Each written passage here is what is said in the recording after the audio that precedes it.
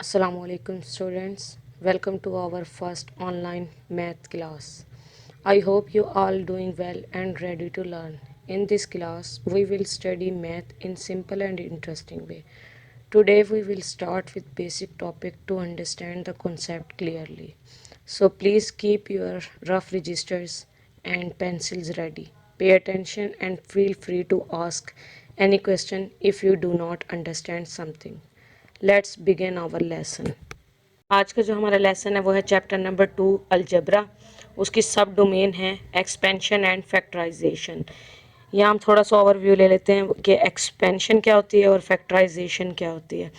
Expansion और factorization are the inverse of each other, ये एक दूसरे के उलट होते हैं। एक्सपेंशन मीन रिमूविंग ब्रैकेट्स, इसमें हम क्या करते हैं ब्रैकेट्स को रिमूव किया जाता है। और फैक्टराइजेशन में क्या होता है एडिंग ब्रैकेट्स, इसमें हम ब्रैकेट्स को ऐड करते हैं। यहाँ पे एक इक्वेशन दी गई है x square bracket 2x minus 1 is equal to 2x cube minus x square. यहाँ पे x के ऊपर जो स्क्वायर है ये क्या है x, यहाँ पे x का एक्सपोनेंट है स्क्वायर, और x जो है वो क्या है इसकी वेरिएबल भी है, और इसको हम क्या कहेंगे बेस भी कह सकते हैं। और अगर किसी वेरिएबल के साथ कोई कांस्टेंट मौजूद हो तो उसे हमें क्या कहते हैं, उसे हम कोफिशिएंट कहते हैं। ये हम अपनी लास्ट प्रीवियस क्लास में इस चीज़ को डिस्कस कर चुके हैं। आज का जो हमारा लेक्चर है वो है क्लोज सेंटेंसेस और ओपन सेंटेंसेस।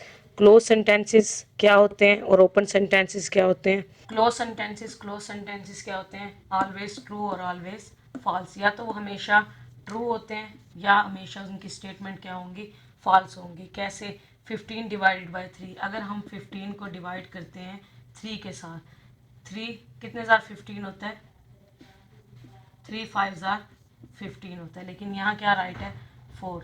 तो इसका मतलब है ये स्टेटमेंट क्या है हमारे पास फॉल्स है। तो हमें पता है कि क्लोज सेंटेंसेस वही होते हैं जिनकी स्टेटमेंट हमेशा या तो ट्रू होगी या बिल्कुल उनकी स्टेटमेंट फॉल्स होगी। 12 minus 6 is equal to 7, it's wrong so it is false. 8 multiply by 2 is 16 so it is true. तो ये हमारे पास कुछ एग्जाम्पल हैं क्लोज सेंटेंसेस की। क्लोज सेंटेंसेस वो होते हैं जिनकी स्टेटमेंट हमेशा या तो ट्रू होती हैं या हमेशा फॉल्स होती हैं। इसी तरह हमारे पास आता है ओपन सेंटेंसेस। ओपन सेंटेंसेस क्या होते हैं हमारे पास, open sentences is neither true neither false, ना ही वो हमेशा गलत होते हैं ना ही वो बिल्कुल ठीक होते हैं। Until the variable are unknown have been replace to specific values, जब तक हम उसे किसी स्पेसिफिक वैल्यू से चेंज ना कर दें तो हमें नहीं पता चलता वो जो स्टेटमेंट है वो ट्रू है या false. Like b plus 6 is equal to 15, यहाँ पे b क्या है, एक अननोन वेरिएबल है। जब तक कि हमें इसकी वैल्यू नहीं पता होगी तो हम जो है इसका नहीं बता सकते कि ये इक्वेशन, ये स्टेटमेंट जो है ये इक्वेशन ट्रू है या फॉल्स है। सेम इसी तरह जैसे अब यहाँ पे एक एग्जांपल ले लेते हैं हम, x plus 4 is equal to 9। जब तक कि मुझे इस x की वैल्यू नहीं पता होगी तो मैं जब तक नहीं कह सकती कि ये इक्वेशन ट्रू है या फॉल्स है। तो मैं यहाँ अगर x की जगह पुट कर देती हूँ x इज इक्वल टू 5, तो 5 plus 4 is equal to 9, it's mean ये इक्वेशन क्या है, ट्रू है।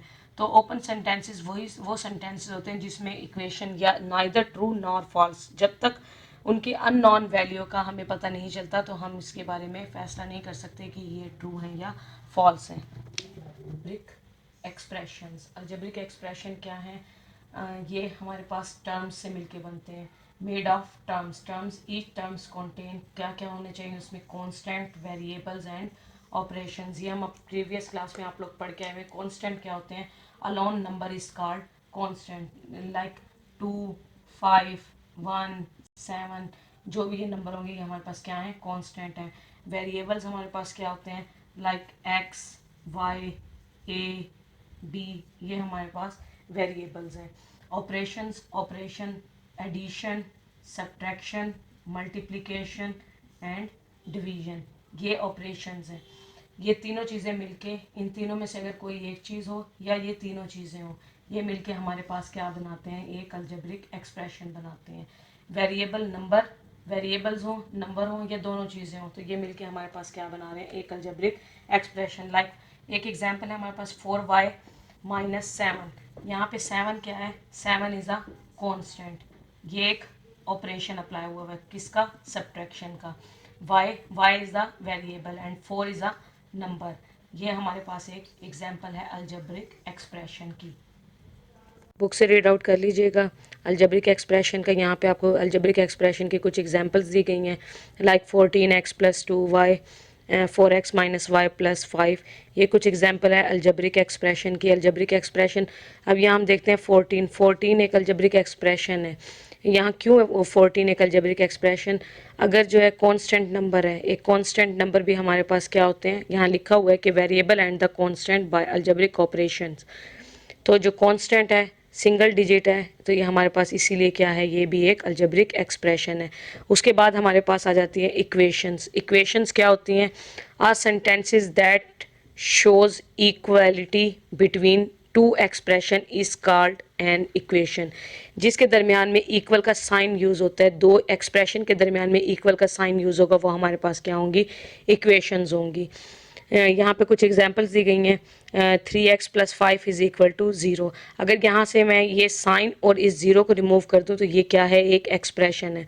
इस एक्सप्रेशन के साथ में इक्वल का साइन और अगर ज़ीरो आ जाए नेक्स्ट, तो ये हमारे पास क्या बन जाती है, एक इक्वेशन।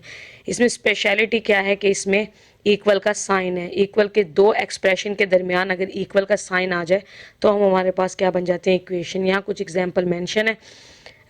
यहाँ पे आपको जो है एक की फैक्ट में डिफरेंस दिया गया इक्वेशन और एक्सप्रेशन के दरमियान में। इक्वेशन जो होती है हमारे पास वो क्या होती है, वन साइडेड। जैसे कि अभी हमने ऊपर भी पढ़ा कि x+2y है, तो ये क्या है, वन साइडेड है। ये हमारे पास वन साइडेड होते हैं। और इक्वेशन हमारे पास क्या होती हैं, इक्वेशन हमारे पास टू साइडेड होती हैं। दो एक्सप्रेशंस मिलके क्या बनाते हैं, उनके दरमियान में इक्वल का साइन आ जाता है, तो वो एक इक्वेशन बन जाती है। It has no relation symbol, इसकी कोई सैम्बल नहीं होती। और इसको रिलेट करने के लिए हमें इसके मिड में क्या है, एक सैम्बल इक्वल का साइन यूज़ करना पड़ता है। उसके बाद आपके पास आ जाती है इनइक्वालिटीज़। इनइक्वालिटीज़ क्या होती हैं? An inequality is a statement that contains one of the symbol. Mean इनमें से कोई भी less, greater, less than equal and greater than equal, कोई एक साइन इसमें यूज़ हो जाए तो वो हमारे पास क्या बन जाती है, वो हमारे पास क्या होती है, इनइक्वालिटीज़ होती हैं। Like 3 is less than 4, 2x/3 - 5 is less than greater than x - 7। तो ये क्या है, हमारे पास कुछ इनइक्वालिटीज़ हैं। इनको आप जो है गौर से देख लीजिएगा।